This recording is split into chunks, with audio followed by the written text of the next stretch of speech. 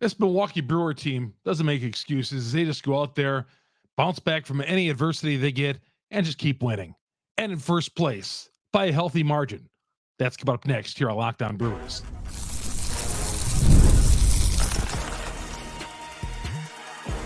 You are Locked On Brewers, your daily Milwaukee Brewers podcast. Part of the Locked On Podcast Network, your team every day. I don't know if you're like me, but I check the standings every day, and I love looking up when I see the standings and I see the NL Central, and I see our baseball team, the one that was picked for 4th or 5th place in this division, in first place by not 1, not 2 or 3, but 7 games on the Chicago Cubs, the St. Louis Cardinals, Cincinnati Reds, teams that were picked ahead of the Milwaukee Brewers in this division. And here they are, just continuing to just be amazing. They're just like amazing every night, aren't they? They go through a 3-game skid against Philadelphia, and we're thinking, oh boy, oh no. And then they go in Detroit, take 2 or 3, come back. Toronto Blue Jays are red hot. Brewers take care of them not rather handily, but dominated them with their pitching 3-1 on Monday night. We're going to get to all that coming up here. The news on Robert Gasser, the more I read on that, it just doesn't sound any good. And Murphy commented on that. And the Brewers are starting yet another rookie on the hill on Tuesday. All of this coming up here. Chuck Freeman, Locked On Brewers, part of the Locked On Podcast Network. We are your team every day. Longtime sportscaster here in the great state of Wisconsin, covering all of our sports teams. But my favorite team is the Milwaukee Brewers. Been going to games since 1975, when I was really, really small. 1975, July of 75, Brewers, Red Sox. Rick Wise almost threw a no-hitter against the Brewers, broke it up by George Scott, I think it was late July of 1975. 1 out away from pitching a no-hitter against the Brewers. I have not seen a no-hitter live ever. That was the closest when I was like 7 years old or so. But great to have you along. Again, Google, Spotify, Apple. You get us on all the major downloads where you get all your podcasts. Whatever podcast you get, Locked On Brewers is there. We're on there because we're the number 1 brewer podcast on the internet for you, because of you great brewer fans out there. And of course, our growing YouTube page. Please go to YouTube, search Locked On Brewers, hit the subscribe button, hit the bell. That'll alert you every time we drop an episode here on Locked On Brewers, and it's all free. Somebody always asks me, oh, is there any charge for it? What's the charge? No charge. Just please, rate us high, do what you need to do, but love to have you along as a free subscriber, as it always is. We're right here on Locked On Brewers. This episode is brought to you by PrizePicks, the easiest and most exciting way to play daily fantasy sports. Go to PrizePicks.com/LockedOnMLB. Use the code LockedOnMLB in all lowercase, and that first deposit match up to $100. Buddy of mine called me up today, said, boy, I got a feeling the Red Hot Jays are going to come to town and they're going to beat the Brewers tonight. I said, don't ever bet against the Brewers. You've done this before. It's my buddy of mine. Somehow he thinks, he keeps going back to the sports book thinking that, well, this is the time to bet against the Milwaukee Brewers. They got swept in a 3-game series against Philly. He said, well, man, they're going to Detroit. Detroit's around the 500 mark. I said, don't do it. Did it anyway. Did it Saturday. He came back and, again, on Detroit on Sunday, won some of his money back. And he used to call me up and say, God, I got to go on the Blue Jays. No, don't ever. Don't ever. Not these resilient Milwaukee Brewers. And I love looking at the standings. Look at the standings every day. Look at the standings and seeing the Milwaukee Brewers with a healthy 7-game lead in the division. I know that can be gone in a whisper. I know, I get that. But being 7 games up at this point, when so many people, so many prognosticators said, well, this team was going to finish toward the bottom of the division, maybe even in last place. And that was with everybody healthy. Everybody healthy. I remember I was on a network show when Devin Williams went down. And the host asked me, well, boy, they're not going to have Devin Williams now. Certainly they're going to finish in last place in this division. They've lost their manager. What are they going to do? They lost Corbin Burns. What are they going to do? Man, the Tuesday night is going to be the 12th different starting pitcher for the Milwaukee Brewers for a first-place team. But each and every one of these guys is doing their jobs, just like Colin Rea. Colin Rea Monday night goes out, pitches 7 innings on 3 hits. 34 years old, basically a journeyman pitcher, but going on, making the most of his opportunity. Making the most, 34 years old, not exactly a spring chicken, but that was his longest start in 8 years, 2016.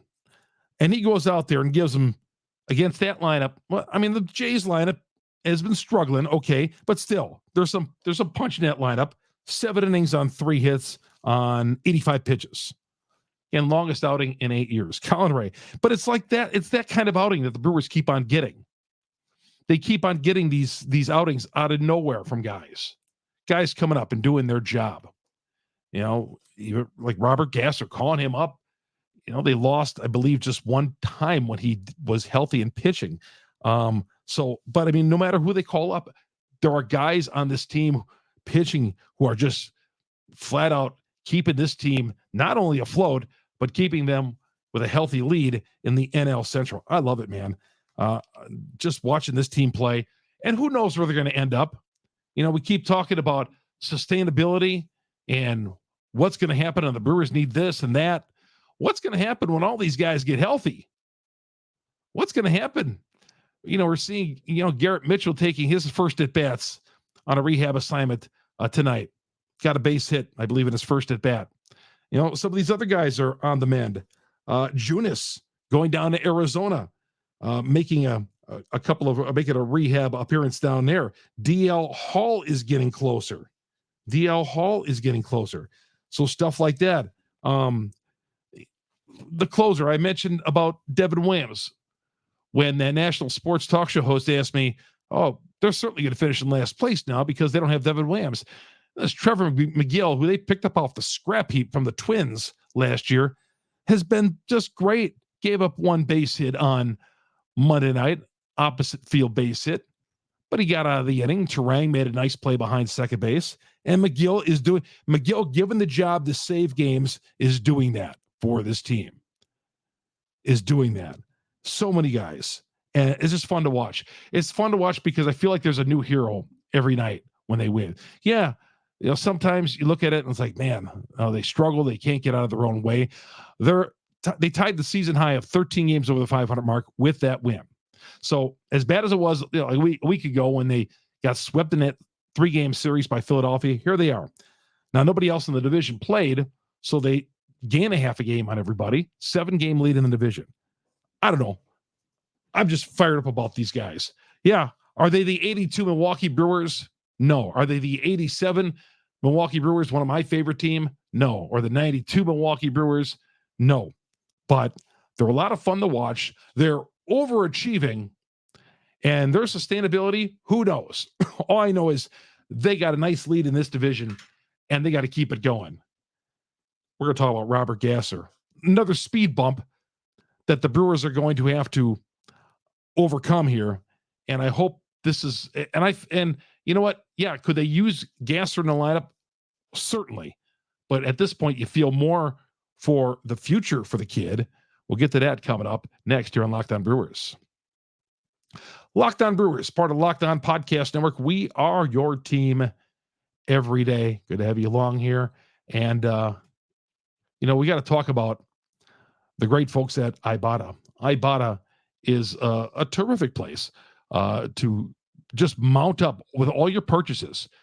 Each and every purchase that you make with Ibotta, you go out there and you earn money. It's a terrific way to go. Some people have earned several $100s over a course of time with Ibotta. And I'm telling you, this is what you need to do. They're offering listeners $5 for just trying Ibotta by using the promo code LOCKEDONMLB when you register. Go to the App Store, Google Store, or download the free Ibotta app to start earning cash back and use the promo code LOCKEDONMLB. LOCKEDONMLB. It's a free app. Gives you the most cash every time you shop on hundreds of items like groceries, beauty supplies, toys, whatever. You can make sure you're beating the inflation no matter what you're purchasing. purchasing. The average Ibotta user saves $256 a year, earns $256 a year. So you can use that for a flight, shopping trip, or whatever. Who couldn't use an extra $256? Other apps give you point that don't amount to much, but Ibotta, just add your offers up in the app, upload your receipt, get a real cash. I can put that cash in your bank account, PayPal, or gift cards. Over 50 million users. Got to use this route. Ibotta. Download it on the App Store, Google Play, and use that promo code LOCKEDONMLB.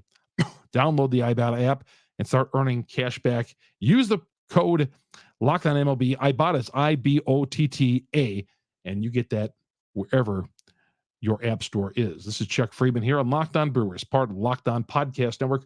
We are your team every day. Good to have you along. By the way, my Twitter account, Chuck Freeman, FREIMUND. Robert Gasser, the news on him, Pat Murphy, during his pregame, the manager of every Major League Baseball team, every professional sports team, except the NFL, will hold a little press conference before the game with the manager. It's pretty informal, but he'll sit in the dugout and members of the media will ask questions about injuries, the lineup, whatever, who's hot, who's not, whatever's on your mind. And it's a really relaxed atmosphere. So Murphy will sit in the dugout or counsel before him or Renicky or whatever. So Gasser was brought up, and Murphy says you're probably not going to see Gasser anymore this season. Everybody's like, whoa. And this is back to what I was talking about yesterday when he was talking about that second opinion on his elbow, and that second opinion on Gasser's elbow says it was recommending reconstructive surgery, but also says that, well, maybe rehabbing the elbow could help. Those are two different worlds right there. Reconstructive surgery on the elbow, I mean, that's at least a season, you would think. Rehabbing the elbow through, however they rehab the elbow, that's another thing. It just seems like when a pitcher, though, rehabs the elbow and does not opt for surgery, he always ends up having surgery anyway. So I'm wondering, and Gasser is getting a third opinion. Obviously, he wants to avoid surgery, but the sooner he gets the surgery, the sooner he gets back on track, and it's a tough road to rehab, but the sooner we get him back out there doing his thing. A pitcher never wants to have arm surgery, shoulder surgery, any of that but it might be in the cards. Again, the second opinion says reconstructive surgery on the elbow, and it just even sounds bad that he needs reconstructive surgery. You don't like to hear that, but my gosh, I fear for the kid. I always do. No matter who it is, even other teams, when their pitcher, you hear about a guy blowing out his arm or his elbow, and you think, man, young guy, his bright future ahead of him. You hope it goes well. And I love hearing stories about guys coming back from such surgeries, elbow surgeries, back surgeries. Ross coming back from the type of surgeries that he's had in the last 3 years. I mean, that's a great story. That's great. You love to see guys like that succeed. So we'll see if he does indeed have the surgery. I'm worried, though, if he does not have the surgery and he goes through rehab, and then down the line, 5-6 months from now, they decide, well, we need to do the surgery because this isn't working. And then we wasted 6 months of his future. So we'll see. But right now, it sounds like, according to Murphy, we're not going to see Gasser anymore in 2024. I was kind of thinking that anyway. Again, when the guy goes for a second opinion or a third opinion, just reading the leaves there, that it's just not going to be anything good. So that's that. Carlos Hernandez is going to make the start coming up on Tuesday night. We're back to 7:10 starts. We had the 6:40 starts, but we're getting into June now. We're at the 7:10 starts.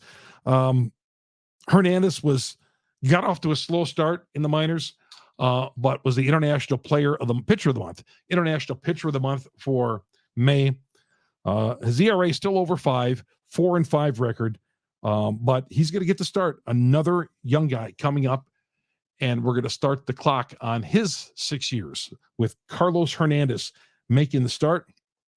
And what's always cool about something like this is to see his family and friends and all that hurrying their way to get to Milwaukee to see him make his start. We see this with these guys all the time who are making their major league debuts. Fans and friends and family rushing to whatever stadium the Brewers are in, or if it's at AmFam Field, rushing to Milwaukee, planes, trains, and automobiles just to see their kid pitch. And I'm sure we'll see that, and the cameras will be on it coming up. Carlos Hernandez making his major league debut coming up Tuesday night for the Milwaukee Brewers against the Toronto Blue Jays. So we told you about the injuries with Junis, minor league rehab, Hall getting closer as well. But, the Milwaukee Brewers just love this, man. Love this team. We're coming right back. We'll talk more about that coming up here in a little bit here on Locked On Brewers. Locked On Brewers, part of the Locked On Podcast Network. We are your team every day. FanDuel.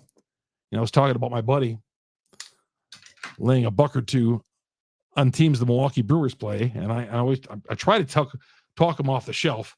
But FanDuel right now, $200 you could use to bet on anything from the Finals MVP to who's going to hit one out of the ballpark.